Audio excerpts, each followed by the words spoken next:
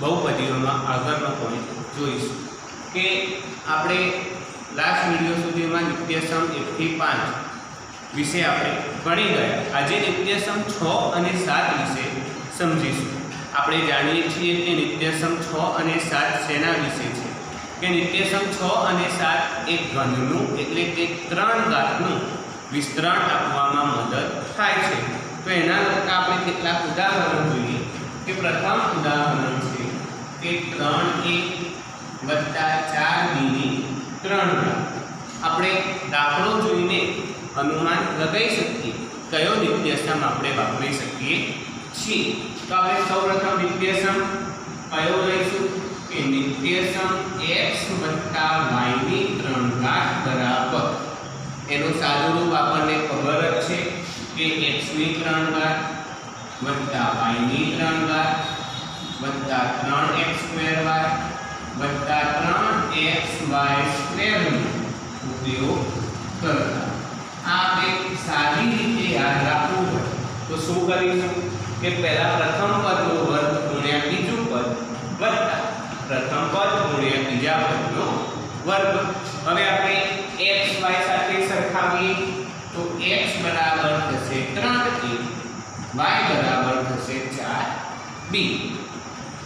હવે આપણે આનું ઘનનું વિસ્તરણ કરીએ કે 3a વત્તા 4b ની 3 ઘાત બરાબર કે 3a ની 3 ઘાત y એટલે કે 4b ની 3 ઘાત વત્તા 3 ગુણ્યા 3a નો વર્ગ ગુણ્યા 4b વત્તા 3 ગુણ્યા 3a ગુણ્યા 4b નો વર્ગ. હવે 3 નો 3 ઘાત એટલે કે 3 ગુણ્યા 3 ગુણ્યા 3 એટલે કે 3 તરી 9 તરી 27 a ની 3 ઘાત a ઘન. એ જ રીતે 4 ની 3 ઘાત કે 4 ગુણ્યા 4 ગુણ્યા 4 4 ચોક 16 અને 16 ચોક 64 b ની 3 વત્તા 3 ગુણ્યા 3a નો વર્ગ એટલે કે 3 નો વર્ગ થશે 9 a નો વર્ગ a વર્ગ ગુણ્યા 4b વત્તા 3 ગુણ્યા 3 4b નો વર્ગ એટલે કે 4 નો વર્ગ થશે 16 અને b નો વર્ગ થશે b વર્ગ. હવે આપણે કૌંસ છોડી દઈએ કે 27a ઘન વત્તા 64b ઘન વત્તા 4 તરી 12 અને 12 ગુણ્યા 9 એટલે કે 108 a વર્ગ ગુણ્યા b વત્તા 3 તરી 9 અને 16 નવા 144 અહીં a સાથે b વર્ગ. આપણે જોયું કે પ્રથમ શું છે x એટલે કે પ્રથમ પદનો વર્ગ ગુણ્યા y. આમ પ્રથમ પદ સાથે a ગુણાયેલો છે તો પ્રથમ પદનો વર્ગ એટલે a વર્ગ થઈ ગયો અને અંતિમ પદ એટલે કે b આવી ગયું. અહીં પ્રથમ પદ ગુણ્યા અંતિમ પદનો વર્ગ એ પ્રથમ પદ એમના એમ અને અંતિમ પદનો વર્ગ આવે. આપણે ખાલી ચલની જ વાત કરી, અચલનો વર્ગ થશે તો અંદર ગુણાકાર આપણે કરેલો છે. તો આ રીતે આપણે દાખલો સમજી શકીએ. હવે બીજો એક દાખલો આપણે જોઈએ.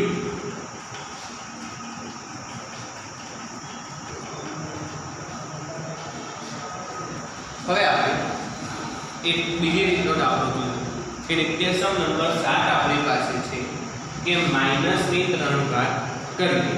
તો આપણે નિત્યસમ જોઈએ કે કયો હતો આપણી પાસે કે નિત્યસમ x માઈનસ y ની 3 ઘાત બરાબર x ની 3 ઘાત ઓછા y ની 3 ઘાત વત્તા ઓછા 3x² વત્તા 3xy વર્ગનો ઉપયોગ કરવો. આપણે નિત્યસમ 7 આપણે ભણી ગયા એનો ઉપયોગ આ દાખલામાં કરીશું કે અહીં માઈનસ છે તો આપણે માઈનસ વાળો નિત્યસમ લઈશું અને પ્લસ તો પ્લસ વાળા નિત્યસમનો ઉપયોગ કરીએ તો આપણને સરળતા રહેશે દાખલો ગણવાનો. તો હવે આપણે x y સાથે આપેલી રકમને સરખાવીએ તો x બરાબર થશે 5p અને y બરાબર થશે 3p. क्यू। હવે આપણી રકમ લખીએ કે 5p - 3q ની 3 ઘાત બરાબર x ની 3 ઘાત માઈનસ y ની 3 ઘાત, એટલે 5p ની 3 ઘાત ઓછા 3q ની 3 ઘાત ઓછા 3 ગુણ્યા x વર્ગ એટલે કે 5p નો વર્ગ y એટલે કે ગુણ્યા 3q વત્તા 3x એટલે કે 5p y એટલે કે 3q નો વર્ગ।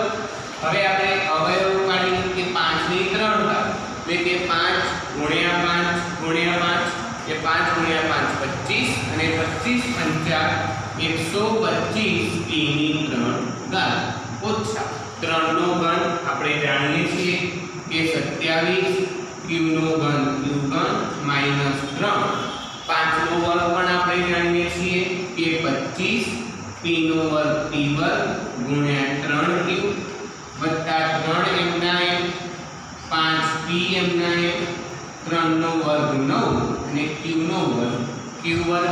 હવે આપણે કૌંસ છોડી દઈએ તો પહેલા કૌંસનો જવાબ એમના એમ 125p ઘન ઓછા 27q ઘન પછી એમ 3 કરી 9 અને 25 નવા આપણે જાણીએ છીએ કે 225 p વર્ગ એમના એમ q એમના એમ અહીં 5 કરી 15 અને 15 નવા 135 p એમના એમ q વર્ગ એમના એમ। એટલે કે આપણી પાસે જે રકમ હતી એનું વિસ્તરણ કરીએ તો આટલો જવાબ આપણને મળશે।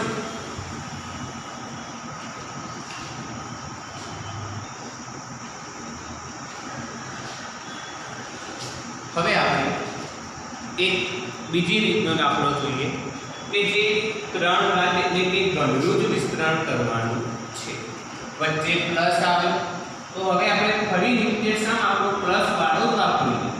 અહીં આપણે ચલ બદલી દઈએ કે a + b ની 3 ઘાત બરાબર a ઘન વત્તા b ઘન વત્તા 3a વર્ગ b વત્તા 3ab વર્ગનો ઉપયોગ કરતા। હવે આપણે આપ્યું છે શું? ખાલી ડાબી બાજુનું જ પદ આપ્યું છે, જમણી બાજુનું પદ આપણે જવાબ સ્વરૂપે લાવવાનું છે। તો આપણે a અને b સરખાવીએ, a બરાબર થશે 3/2x, b બરાબર થશે 1। અત્યાર સુધી આપણે કેવા દાખલા ગણ્યા કે બંને બાજુ x અને y અથવા તો a અને b અથવા તો p અને q સ્વરૂપે ચલ આપેલા હતા। અહીં એક બાજુ ચલ આપેલો છે જ્યારે બીજી બાજુ અચળ પદ એટલું છે, કોઈ પણ પ્રકારનો ચલ આપણને આપેલો નથી।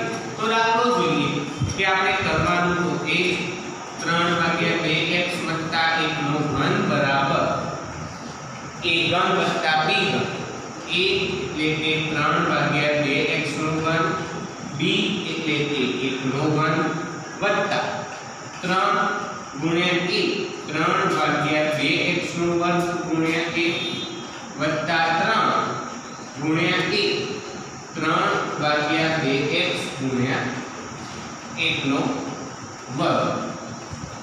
હવે આપણે 3 ઘાત કરીએ કે 3 ની 3 ઘાત એટલે કે 27, 2 ની 3 ઘાત 8, x ની 3 ઘાત એટલે કે x ઘન, 1 નો ઘન છે 1 વત્તા 3 એમના એમ, 3 નો વર્ગ થશે 9, 2 નો વર્ગ થશે 4 અને x નો વર્ગ થશે x વર્ગ ગુણ્યા 1 લખીએ કે ના લખીએ 40 વત્તા 3 ગુણ્યા 3/2x અને 1 નો વર્ગ થાય 1।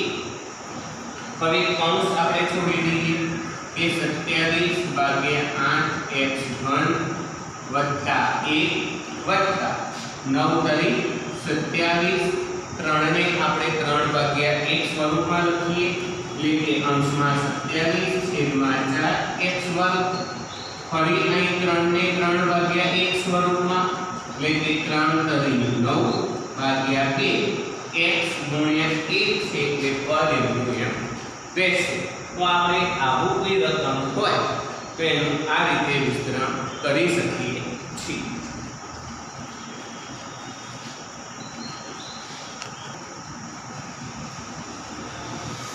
હવે આપણે બીજી રીતે દાખલો જોઈએ જે આપણે નિત્યસમ નંબર 7 છે એ રીતે કે x - 2/3 y નો ઘન.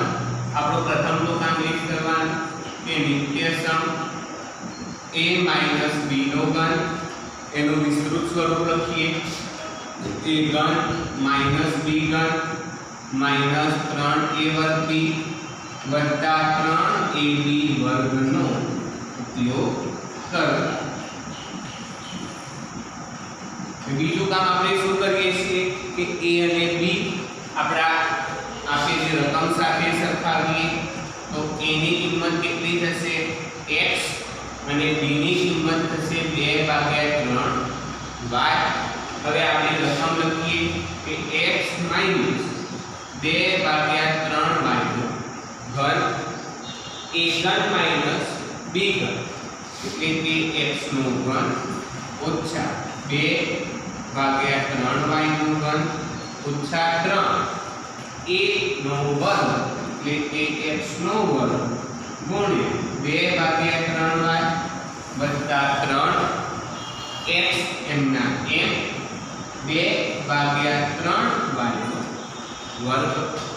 હવે કૌંસ છોડીએ તો x નો ઘન x ઘન થશે 2 ની 3 ઘાત 8 3 ની 3 ઘાત 27 y નો ઘન થશે y ઘન. અહીં ગુણાકાર છે 3 3 ઉડી જશે એટલે અંશમાં વધશે 2x² y છેદમાં રહેશે 1. અહીં ફરી 3x 2 નો વર્ગ 4 3 નો વર્ગ 9 અને y નો y². 3 ને આપણે 3/1 સ્વરૂપે લખી શકીએ તો અહીં 3 તરી 9. પ્રથમ પદ આપણું x ઘન, બીજું 8/27 y ઘન, ત્રીજું -2x² y અને ચોથું 4/3 xy વર્ગ. દાખલો જોઈને આપણે સ્ટેપ બાય સ્ટેપ દાખલો ગણી તો આપણને સાચો જવાબ મળે છે. એમાં કંઈ ફરક પડશે નહીં.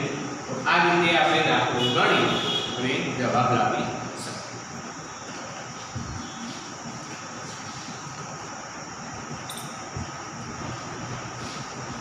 હવે આપણે કે ઘનનું વિસ્તૃત સ્વરૂપ આપ્યું છે તો એમાંથી આપણે અવયવ કઈ રીતે બનાવી શકીએ એ જોઈશું. તો એક વસ્તુ યાદ રાખો કે જ્યારે વચ્ચે માઇનસ હોય અને આગળ ને પાછળ પ્લસ હોય ત્યારે a - b નો ઘન એ સ્વરૂપનો અવયવ પડતો હશે. તો જોઈએ કે આ રીતનો દાખલો જોઈએ અને પ્લસનો દાખલો જોઈએ તો તમને ખબર પડી જશે. તો જોઈએ કે હવે 64a ઘન -27b ઘન -144a² b વત્તા 108ab વર્ગ. તો કોઈક વખત એવું થાય કે પ્રશ્ન પણ થાય કે માઈનસ આવે તો કયો નિત્યસમ વાપરવો, 6 નંબરનો વાપરવો કે 7 નંબરનો વાપરવો. તો જ્યારે વચ્ચે માઈનસ હોય તો હંમેશા નિત્યસમ નંબર 7 નો એટલે નિત્યસમ x - y ઘન બરાબર x ઘન - y ઘન -3a² b વત્તા 3ab² નો ઉપયોગ કરતા. એટલે કે શું થશે કે અહીં બે પદ માઈનસ તો અહીંયા પણ માઈનસ, પ્રથમ પ્લસ તો પ્લસ, અંતિમ પદ પ્લસ તો પ્લસ. હવે આપણે જોઈએ અહીં થઈ જશે x² y અને અહીં xy².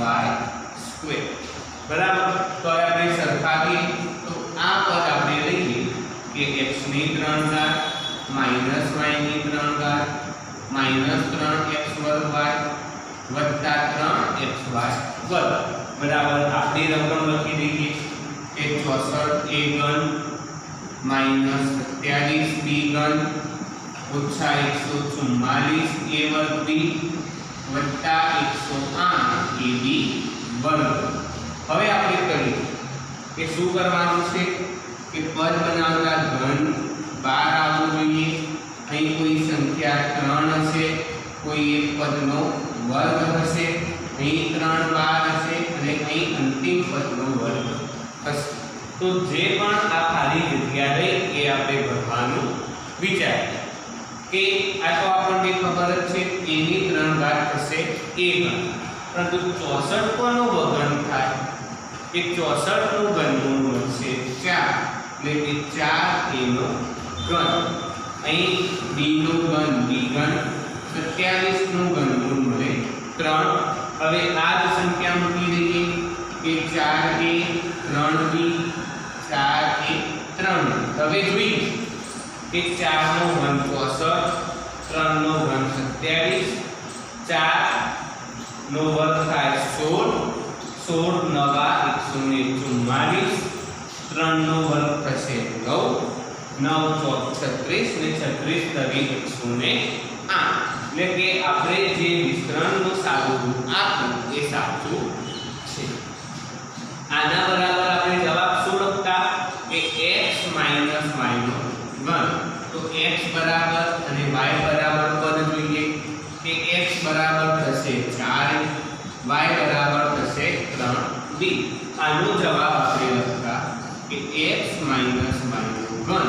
તો x બરાબર કિંમત મૂકીએ 4a ઓછા 3b નો ઘન એટલે કે 4a ઓછા 3b ગુણ્યા 4a ઓછા 3b ગુણ્યા 4a ઓછા 3b।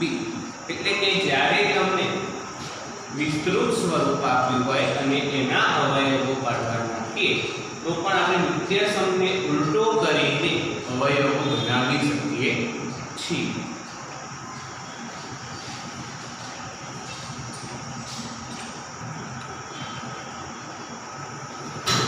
હવે આપણે એક ધન વાળો દાખલો જોઈએ એટલે કે પ્લસ વાળો કે a પ્લસ b ના ઘન સ્વરૂપ કે આપણે નિત્યસમ વાપરીશું હોય કે x વત્તા y નું ઘન બરાબર x ઘન વત્તા y ઘન વત્તા 3x વર્ગ y વત્તા 3xy વર્ગનો ઉપયોગ કરતા। હવે આપણે જમણી બાજુથી ડાબી બાજુનો જવાબ આપવો છે। તો શું કરીશું? તો સૌપ્રથમ તો આપણું આ પદ અને આ પદ સરખાવીએ કે x ઘન વત્તા y ઘન વત્તા 3x વર્ગ y વત્તા 3xy વર્ગ બરાબર 8a નો ઘન વત્તા b ઘન વત્તા 12a વર્ગ b વત્તા 6ab વર્ગ। હવે આપણે એના અવયવો બનાવીએ કે સૌપ્રથમ a નું ઘન તો a ઘન થશે, પરંતુ 8 નું ઘનમૂળ શું મળે એટલે કે 8 નો ઘન થશે। તો 2 નો ઘન 8 થાય પ્લસ b નો ઘન। હવે 3 એમના એમ 2a નો વર્ગ ગુણ્યા b વત્તા 3 2a ગુણ્યા b નો વર્ગ। જોઈ લઈએ કે 2 નો વર્ગ શું થશે 4, 4 તરી 12, a નો વર્ગ a વર્ગ ગુણ્યા b, 3 નું 6a ગુણ્યા b વર્ગ એટલે કે 6ab વર્ગ। એટલે કે આપણે જે પણ સાદું રૂપ આપ્યું એ આપણું સાચું છે। હવે સરખાવીએ તો x બરાબર શું લખી શકીએ 2a અને y બરાબર લખી શકીએ b। તો સીધું x વત્તા y નું ઘન બરાબર x ની જગ્યાએ 2a y ની જગ્યાએ b નો ઘન। એટલે કે જવાબ લખવો હોય તો 2a plus b ગુણ્યા 2a plus b ગુણ્યા 2a plus b। તો આ રીતે આપણે ઘનનું વિસ્તૃત સ્વરૂપ પણ બનાવી શકીએ અને વિસ્તૃત સ્વરૂપમાંથી એના અવયવો પણ બનાવી શકીએ છીએ। હજી આપણે નેક્સ્ટ વિડીયોમાં આ ગણના જ આધારે કેટલાક દાખલાઓનો અભ્યાસ કરીશું કે નિત્યમ સમ 6 અને 7 ના આધારે બીજા કેટલાક દાખલાઓ આપણે ગણવાનો અભ્યાસ કરીશું.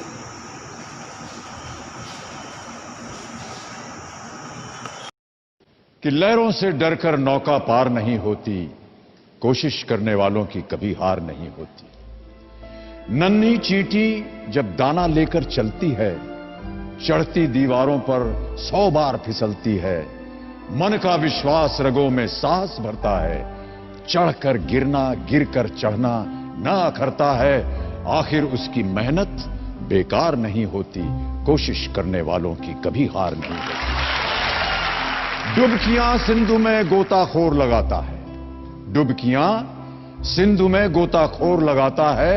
जा जाकर खाली हाथ लौट कर आता है. मिलते नहीं सहज ही मोती गहरे पानी में, मिलते नहीं सहज ही मोती गहरे पानी में. मुट्ठी उसकी खाली हर बार नहीं होती, कोशिश करने वालों की कभी हार नहीं होती.